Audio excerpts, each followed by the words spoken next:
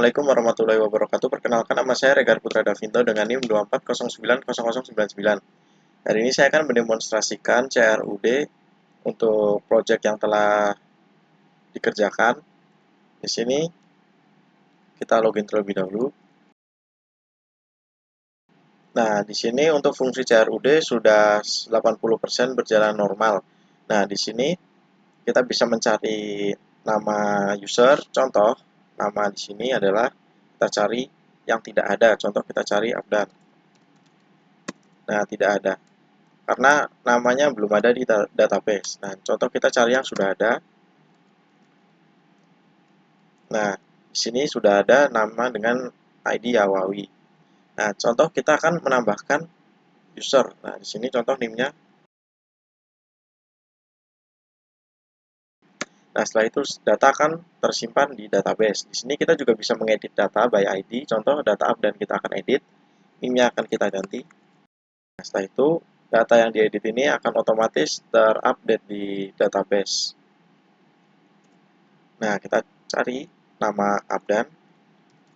Nah, di sini sudah ada di database. Kita juga bisa menghapus nama Abdan.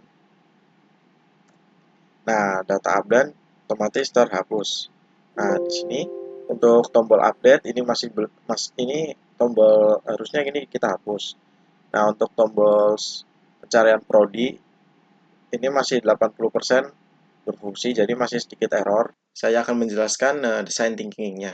Menjelaskan design thinking yang telah saya buat.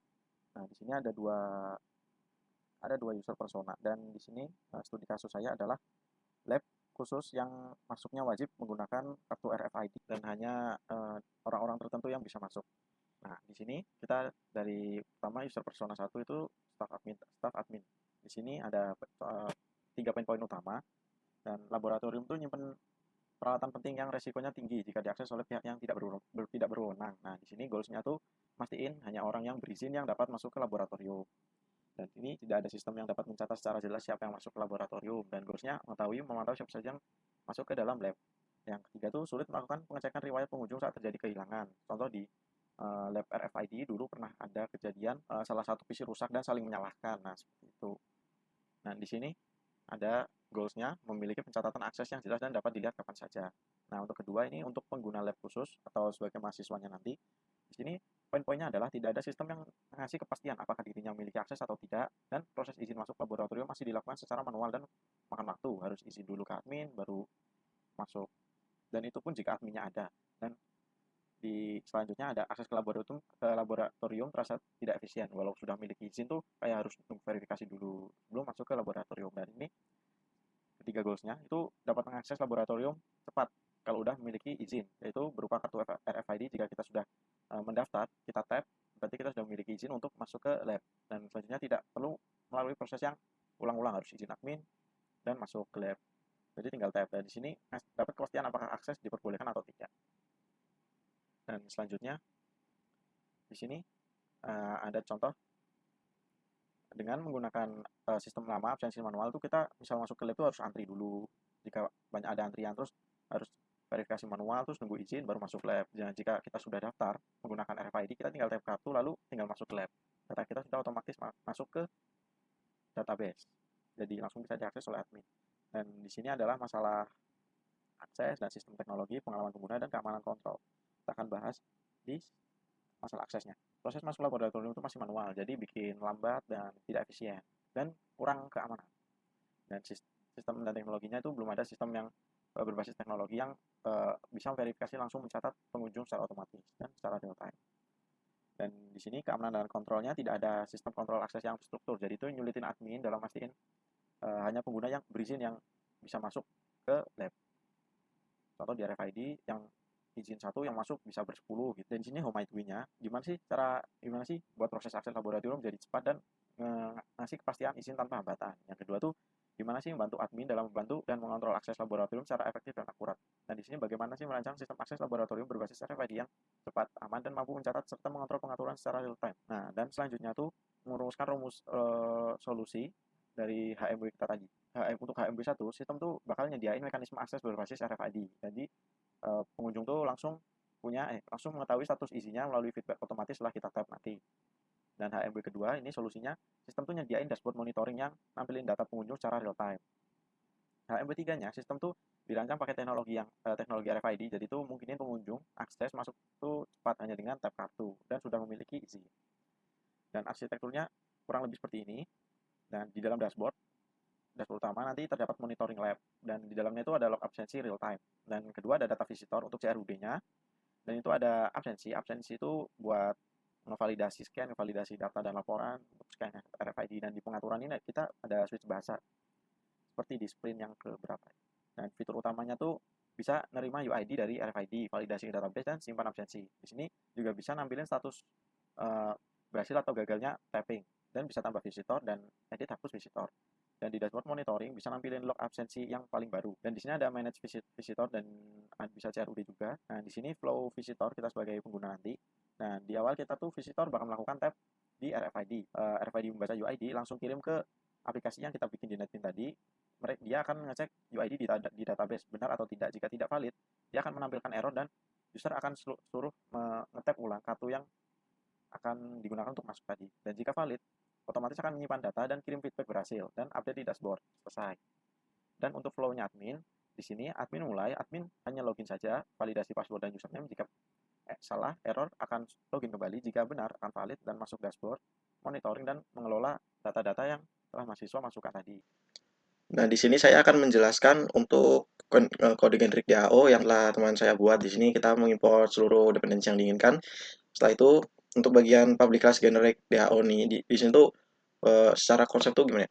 T di sini tuh pada generic DAO ini tuh kayak singkatan dari tipe data. Misal jadi tuh kayak fitur di Java yang fungsinya tuh buat jadi tempat variabel. Nah, misal misal ini apa? T ini nggak ada, jadi kita kayak nggak punya filter buat visitor nanti contoh, terus kehadiran dan lain-lain. Jadi kalau nggak ada T nanti kita buat kode CRUD-nya berulang-ulang. Jadi kalau misal ada T, jadi kita cukup nulis satu kode aja di generic DAO.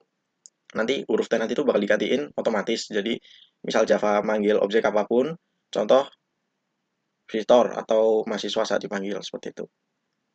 Nah, selanjutnya untuk public void safety entity ini tuh fungsinya tuh buat nyimpen objek data baru. Misal saya mau menambahkan, jadi objek data baru ini akan ditambahkan ke database.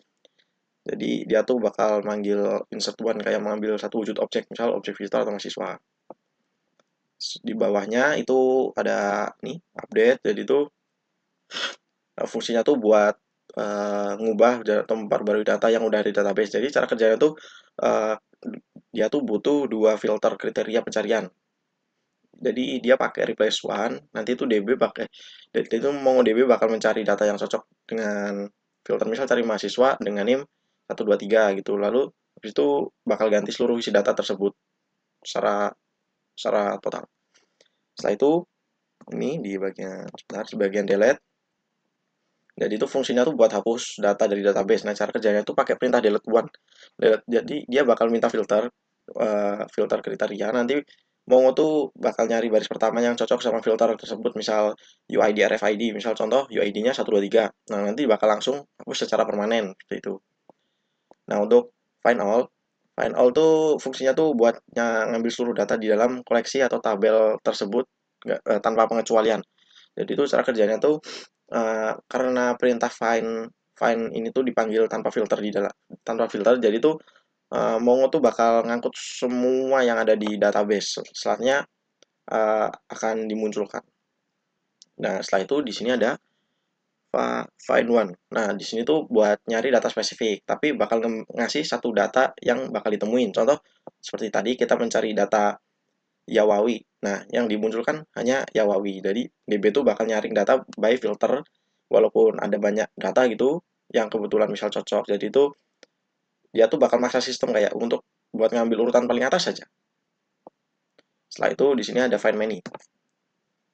Nah, find many itu buat nyari data yang spesifik dan setelah itu bakal ngebalikin semua data yang cocok dengan kriteria yang dicari. Jadi itu mirip-mirip dengan find all, tapi ini lebih terarah. Jadi itu DB bakal filter data itu by apa ya? Misal cari semua cari semua mahasiswa yang jurusannya teknik informatika seperti itu. Lalu dia bakal ngerangkum semuanya dalam bentuk list. Di sini ada count. Nah, di sini count tuh fungsinya tuh sebenarnya simpel menghitung total semua baris di dalam database. Jadi itu dia tuh eh, bakal merintahkan dokumen, dia tuh meminta MongoDB buat ngitung jumlah total dokumen yang ada di server DB, lalu ngirimin hasilnya berupa angka. Nah, selanjutnya ini adalah contoh pengaplikasian DAO pada visitor service. Nah, di sini kita import dulu. Yang penting ini ada My Company Absensi. Nah, ini untuk generic DAO yang setelah kita buat tadi. Nah, di situ fungsinya tuh sama, cuma ini dipanggil untuk visitor. Nah, daripada bikin fungsi yang banyak, simpan visitor dan lain-lain secara terpisah tuh, jadi kita cuma cukup bikin ini saja. Jadi setelah masukin data visitor, fungsi insert one tuh langsung otomatis kenalin datanya terus disimpan ke table. Nah, dan di sini ada update untuk ngupdate data. Jadi kita bakal ngelempar filter aja. Contoh cari name berapa 1 2 3. Nah, jadi itu fungsi replace one bakal langsung nimpa data di database dengan objek yang telah kita isi tadi. Nah, setelah itu untuk hapus. Nah, di sini tuh fungsinya tuh simple karena uh, kita cuma ngasih kondisi, misal filternya ini untuk nyari UID yang isinya 1 2 3, lalu pindah deret one, nanti langsung terhapus data dari database yang kehubung dengan ID 1 2 3. Nah, di sini untuk find all list, misal kita manggil data dari database dengan perintah into new array list. Nah, jadi itu dia langsung bakal nyetak data yang masih mentah dari MongoDB jadi daftar objek. Nah, misal DAO-nya di setelnya ini kita kan untuk visitor. Nah, jadi hasilnya bakal list yang isinya tuh objek-objek visitor aja. Untuk di sini untuk visitor cari by name. Nah, di sini tuh fungsi by name tuh misal kita inputkan di pencarian name. Nah, jadi tuh find DAO bakal nyari name yang ada di database dengan contoh NIM 1 2 3, lalu NIM tersebut akan dikeluarkan di UI. Nah, di sini saya akan menjelaskan untuk file di data visitor tadi yang awal yang kita mencari data di sini. Contohnya contoh ambil data. Nah, di sini tuh fungsinya tuh buat nerima input input teks yang kita inputkan di atas. Jika teks tersebut diisi oleh ini seluruhnya ini untuk nama, name, atau kelas. Jadi itu MongoDB bakal nyari data-data yang cocok dengan input yang telah kita isikan. Nah, jika gagal, di sini akan memunculkan gagal koneksi ke database. Nah, setelah itu kita cek di konstruktor. Nah, di sini public void insert update, public void remove update, public void change update. Ini tuh misal setiap kali saya klik tombol di keyboard buat nambah insert atau hapus atau nyari di sini, fungsi itu bakal langsung ngambil teks yang paling baru dikirimkan ke fungsi muat data kartu. Setelah itu akan manggil fungsi ambil data yang ini tadi. Fungsi ambil data ini lalu membersihkan seluruh kontainer kartu yang lama. Lalu kayak menampilkan ulang kartu-kartu yang baru. Nah, di sini saya akan menjelaskan contoh kode CRUD tadi yang saya demokan, yang tambah data visitor yang bentuknya adalah pop-up, JDialog. Sebenarnya tadi JForm, cuma fungsinya seperti JDialog. Nah, di sini kita import dulu generic DAO dan objek visitor. Nah, setelah itu di sini nih yang penting. Di sini di public class tambah visitor ini. Nah, jadi tuh nanti tuh kelas ini tuh bakal kayak pop-up gitu muncul. Jadi tuh pengguna bakal nyelesain inputan dulu sebelum dia bisa ngeklik seluruh layar yang ada di luar. Misal ada pop-up kan ada di background itu nggak bisa di-klik backgroundnya. Nah, setelah itu di sini ada fungsi simpan data. Kita jelaskan untuk NIM saja contoh. Nah, jadi itu ngambil teks dari text field, lalu itu dia bakal cleaning seluruh di sini untuk fungsi trim ini buat cleaning kalau ada spasi-spasi yang nggak jelas atau di awal contoh kita nggak sengaja spasi. Nah, setelah itu di sini ada if name is empty, itu fungsinya ngemastiin data yang penting. Data yang penting itu nggak kosong. Misal name atau nama kosong, program tuh bahkan sini untuk jalanin option panel di sini tuh akan ngirim dialog name dan nama wajib diisi. Di sini contoh peringatan seperti itu. Di sini untuk try catch itu buat objek visitor. Yang objek visitor tuh untuk ngisi datanya lewat fungsi setter, name dan lain-lain buat nyimpan datanya di MongoDB via perintah jadi visitor DAO yang save. Misal berhasil, form tuh otomatis bakal nampilin data berhasil disimpan. Dan jika gagal, di sini akan menampilkan gagal menyimpan data ke database. Nah, setelah itu di sini ada button button batal. Nah, karena saya di sini membuat button batal itu di luar sini karena button batal saya tidak bisa diberikan event.